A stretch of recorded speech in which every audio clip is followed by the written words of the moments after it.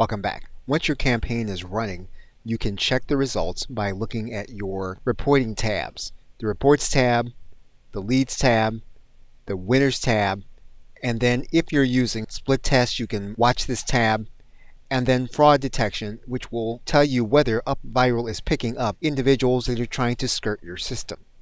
In looking at a different campaign, we can look at the Reports tab, which will give us an overview. We can look at how Upviral has determined traffic. We can look at the number of individuals that have taken actions. We can look at notifications. And we can look at what is called lead health, or individuals that have come from different IP addresses that could end up being leads that we will actually use. We'll be able to look at the actual lead. We'll be able to analyze that lead and where that lead came from. We'll be able to look at all of the details regarding each individual lead. If we have a grand prize winner, we'll be able to look at the individuals here in this area. We can also use this button to pick more winners.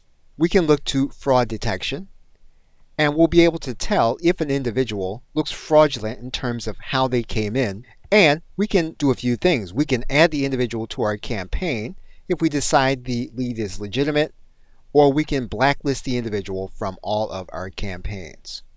So you've now gone through an entire campaign setup from scratch with the custom campaign. You should now be able to use the other kinds of campaigns, including sweepstakes campaigns, milestone campaigns, and waiting list campaigns. Okay, so with that, thanks, and I'll see you either in another video or in another course.